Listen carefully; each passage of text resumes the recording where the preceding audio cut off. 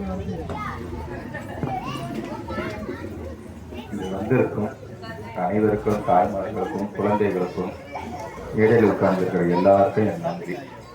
இந்த நேரத்தில் உங்கள் சார்பாக, தெரு சார்பாக நம்ம மாமன்ற உறுப்பினருக்கு ஒரு நன்றி சொல்லணும். ஏன்னா வாழ்க்கையில் 60 வருஷம் ஆக போகுது.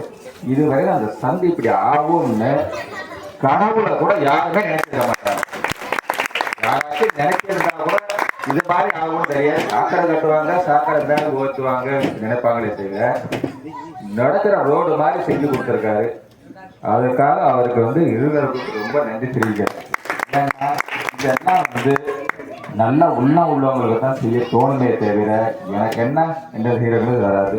ரெண்டாவது எஸ்எம்எஸ் பை வருஷம் இதே மாதிரி ஒரு விழா பொங்கல் அன்னைக்கோ பொங்கல் மறுநாளோ வருஷம் செஞ்சாதான் நாம் உட்கார்ந்து எல்லாரும் சேர்ந்து பேசுறதுக்கு ஒரு வாய்ப்பு கிடைக்கும். இதே மாதிரி செய்யணும்னு இந்த எஸ்எம்எஸ் பைக்கு கேட்டுக்கிறேன். அதுக்கு என்னென்ன உதவி செய்யணுமோ அதனால் எங்களால் உதவியில் செய்கிறேன். ரெண்டாவது இந்த குழந்தைங்கள்லாம் யோகாசனம் செஞ்சு காமிட்டாங்க.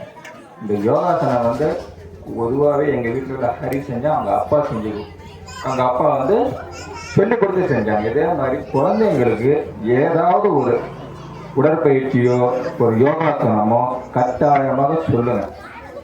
படின்னு சொல்றது படிக்கிறது புத்தகத்தோட மண்டையில் ஏறுமே தவிர உடலுக்கு நல்லது செய்யுதுன்னா உடற்பயிற்சி தான் செய்யணும்.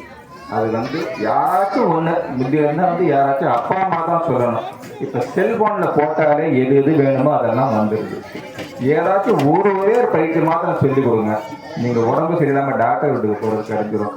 சளி இருக்கிறப்போ அதை செஞ்சு பாருங்க. ஓட்டுற அந்த உடம்பு பின்னாடி வளைக்கிறது பெரிய ஒரு விஷயம். முதுகு நம்ம பின்னாடி வளைச்சி செய்கிற விஷயம் செஞ்சால் எப்பேற்பட்ட அந்த சளியும் குறையும்.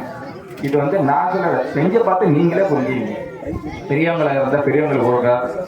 வயசு வித்தியாசம் கிடையாது. அவங்களுக்கு தெரிஞ்ச உடற்பயிற்சி செஞ்சாலே தாராளமாக குறையும். ரெண்டாவது இத்தனை குழந்தைங்களாம் வந்திருக்கீங்களே எல்லாருமே இப்போ இங்கிலீஷ் மீடியத்தில் தான் படிக்கிறாங்க. ஒரு 5 பேர் 6 பேர் தான் தமிழ் மீடியத்தில் படிக்கிறீங்க.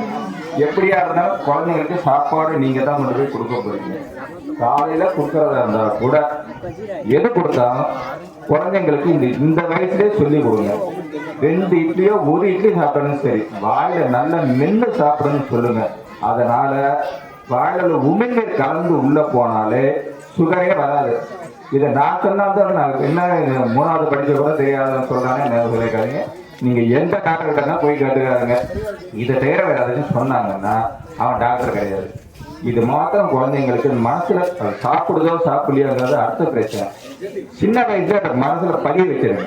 பதிய வச்சா நீங்க உட்கார்ந்து பார்க்கும்போது சாப்பிடும்போது ஒரு தடவை நல்லா மென்று சாப்பிட்டாரு அதுக்குண்டான பலம் தெரியும். தண்ணி குடிக்கும் போது கூட சரி இது மாதிரி செஞ்சா எந்த பிரச்சனையும் வராது. நான் சொன்னேன் நீங்க எதுல வேணாலும் கேட்டு பாருங்க. இதை தவிர வேற யாராச்சும் சொன்னாங்கன்னா விஷயம்லாம் இருக்கு.